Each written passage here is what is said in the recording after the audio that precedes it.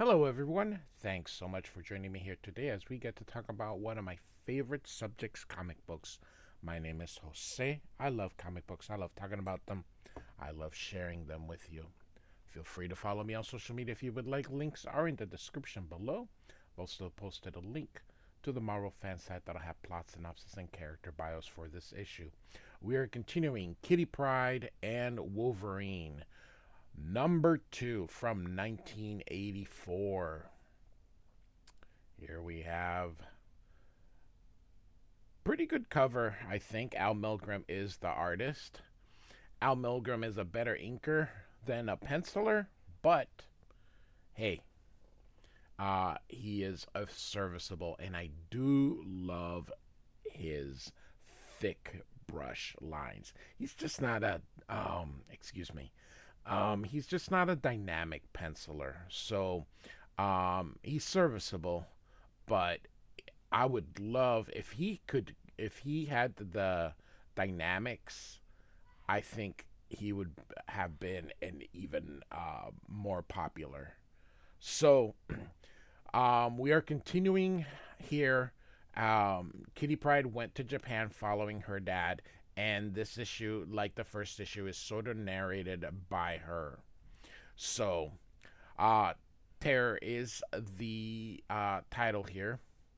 I followed my dad halfway around the world to Tokyo because I thought he was in trouble and I wanted to help. Instead, I found out he was a crook. And Kitty yells for him, Dad. And you can see here, Kitty, he calls back here. Of course, here are the credits. Chris Claremont is the writer. Al Milgrom is the artist, so he is doing both pencils and inks here. And then we basically have the rest of the X-Men team. Tom Orzechowski, God bless him, he is lettering Kitty Pryde and the Wolverine, X-Men, and New Mutants. My God, the poor guy. The words, the lettering that he is just doing with Chris Claremont as a writer. My God, God bless him. All right. And so we have here. This is the main bad guy here. Who is this Gaijin child? How did she gain access to this building, much less my private office? And Kitty Pryde's dad says, Mr. Shigematsu, sir, she is my daughter, Catherine. And the our bad guy here says, I dislike skulkers and spies, Pryde. Hardly an auspicious beginning to our relationship. I would know what she has heard and learned of my activities. Seize her, he orders. And the dad's like, no, she's done nothing. Leave her alone. And so you see these guys heading toward Kitty here as she sort of grabs this chair here. And so we continue with the narration here. Poor Pop, he really thinks they'd listen. I feel worse than I look, which must be awful. No food, a night in the sewer, and a rip roaring case of flu will do that to you. But I'm still more of a match for any bunch of big belly goons. They think I'm just a kid. And so she throws the chair at the guys here.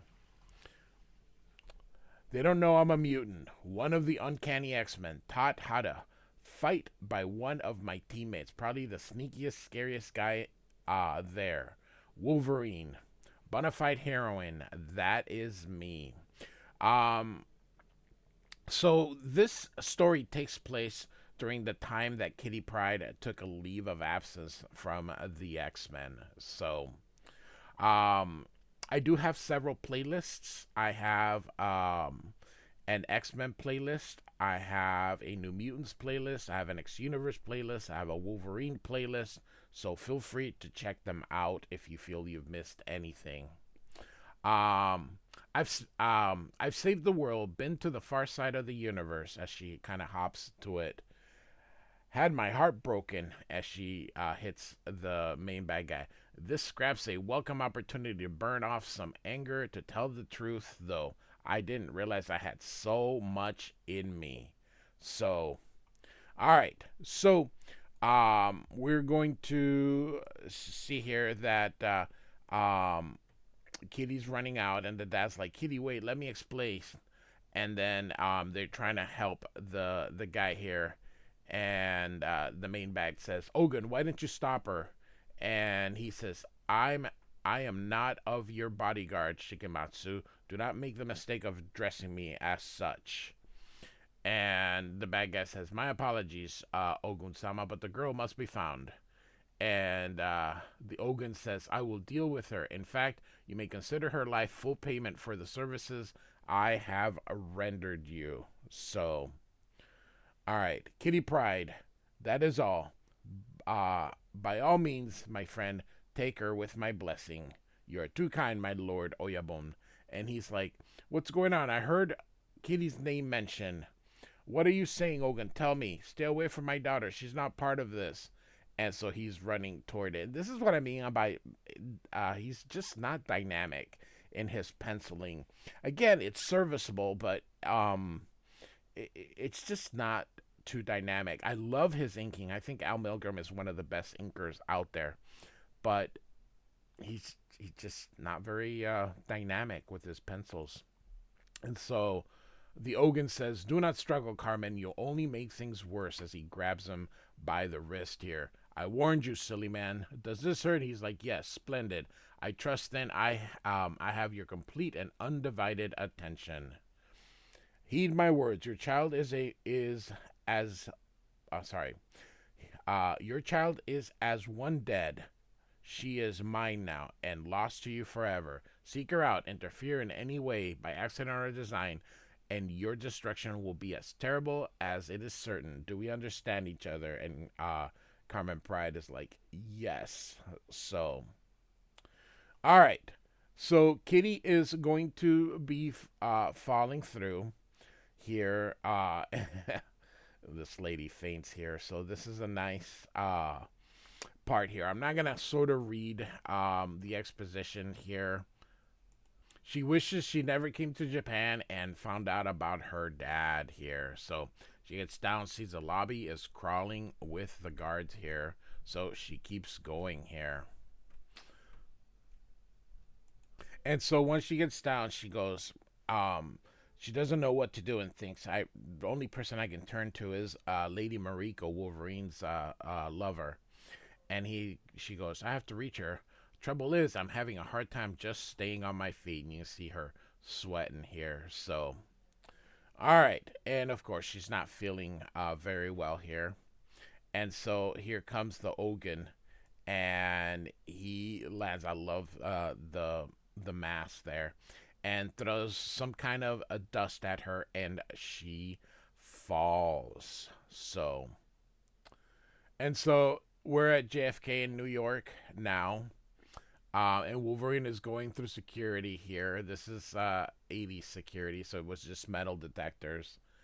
And the guy's like, excuse me, sir, would you step over here, please, and empty your pockets? Of course, we know this is Wolverine here. Flaming toys, he says. Is that everything, sir? I'm still getting a reading. It's nothing I'm carrying. It's me. I've got metal implants in my bones. Your sensors are reacting to them. Medical certificates in my passport. And the guy reads and goes, that appears to be in order, Mr. Logan. That's a relief. Are you traveling to Tokyo on business or pleasure? And he says, business, as he walks through. And so now we are back, and it's the darkness. They turn it on, and Kitty is there, and she cannot move. And so she says here, as long as I'm paralyzed, I don't dare phase. So she thinks that she dropped straight to the floor and suffocate. And she wonders where she's at. There's this little light here, and then she sees the Ogun. She's hoping it's a dream and tries to scream, but she can't. The Ogun cuts, but just cuts the outfit, which she's like, hey, this is my favorite outfit. Leave it alone. So, all right. So she demands answer, but she's not getting. And you can see here the Ogun is toying with her. He's going to try to slash her neck, but then he stops. And then he pulls out, and then here, but then stops again.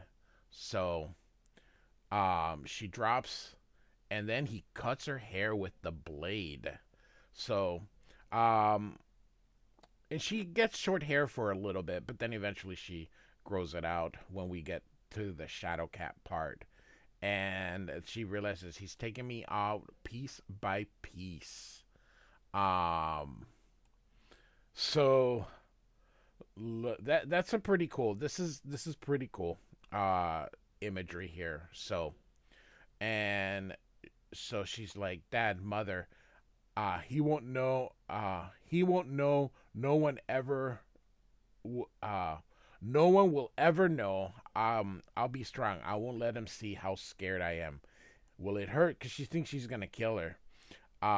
This can't be happening. It isn't fair. I don't want to die. Professor Xavier, save me. She calls out telepathically. Of course, she's too far. And he, look at this, and then just stops here. And she kind of falls down. Of course, the Ogun is sort of hypnotizing her little by little here. She makes a mention that she can't stop focusing on him. So, all right. And that's exactly what she's doing. Kind of bring her down to a childlike state. And so he is going to start his brainwashing here and teach her. So, this is, of course, mentally here. So she feels like she's a child. But, of course, she didn't really turn into a child. So he is essentially teaching her now from scratch to become a ninja. So it's a bunch of training done in a short time. So you can see her there growing and all that kind of stuff. So again, we're not going to, but look at that. She's using Japanese. Of course, we've already established that Professor Xavier taught her Japanese, and so time passes mentally. So it's a big or it's a long, so it's a short time that this is all happening, but in her mind it's happening over years and years and years. So um and he even calls her daughter, and he's very proud of her. So and we keep going and going, and so look at this Kitty now in just, who knows if this was just a day or two, is going to now assume the place as the Ogun.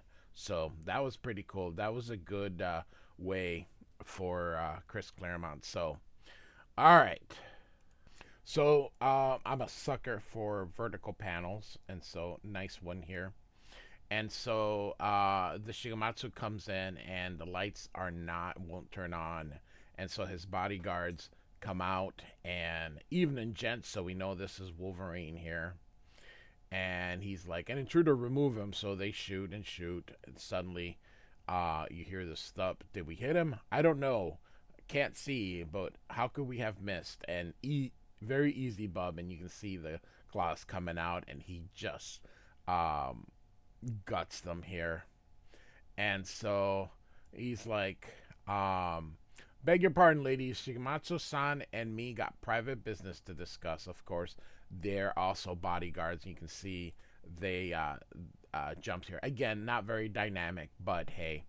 And so Wolverine's like, oh, they're bodyguards too. Nasty, as he deflects with his claws here. And then he deals with the ladies. And so Shigematsu goes, who are you? The wrong person to have as your enemy. And then out of the shadows, he recognizes him. And he says, what do you want? He says, Kitty Pryde. He says, who? And Wolverine is like, don't blow smoke at me, old man. The youngster is considered family by me and Lady Yashida. You understand what that means. Harm her and you'll answer to us. And he's like, I don't have her. And he goes, get her. And he says, that may prove difficult. And Wolverine kind of threatens them with the claws here. You can see that here. Consider the alternative. And the guy's like, I'll do my best. And he says, fine, so long as you succeed. And so he's going to make a phone call here. And he does. And the guy answers and lets him know Wolverine is there. and he says, "Hold on, I have to attend. They shouldn't. I have to attend to some duties. They should not take long." And so he puts the phone down, and he goes to Kitty and goes, "Are you ready?" And she says, "Hi," and he says, "Kill her." And suddenly, all these ninjas come through, and they fight here, and he he notices that the scythe passed through her body and goes, "You're not a human, you're a ghost." And she's like, "Can ghosts do this?" And knocks him down and takes out the sword and runs toward him, and she's gonna cut him, but the Ogun stops her. And he goes, "The exercise is ended. Leave us, Matsuo. Be grateful for your life." And she goes, "I did well, Sensei," she asks. And he says, "Yes," and says, "Join me in his study." And so he picks up the phone again, and she says, "Thanks for waiting. Arrange a meeting for tomorrow evening. The girl will be there." And so he hangs up, and he goes, "Wolverine is her teammate and her friend. He will prove the ultimate test of my conditioning. It should hold. He should mean nothing to her. How strange. My old comrade are the ways of fate. Kitty, you see, is what I originally had in mind for you." So he was going to do to Wolverine what he did to Kitty here. And you can see the two of them having a thing. And Kitty says, "I am here, Sensei, in answer to your summons. Command me as as you will, I shall obey." And he says, "I have an enemy, a Gaijin. If not stopped, he will seek my life. I wish you to deal with him." And Kitty says, "Trouble yourself no longer about this foreign devil, Sensei. He is as good as dead." Next, a duel, a death. So, as I mentioned before, it's a good story, and it's a serviceable drawing. Again, I just wish Al Milgrom was a little bit more dynamic, but the inking, I'm in love with the inking, and the thick lines reminds me a lot of uh oh my gosh, Klaus Janson and Chris Samney with those thick brushes. So, all right, Kitty Pryde and the Wolverine #2, Chris Claremont, Al Milgrom. Like and subscribe. I do thank you for listening. Goodbye.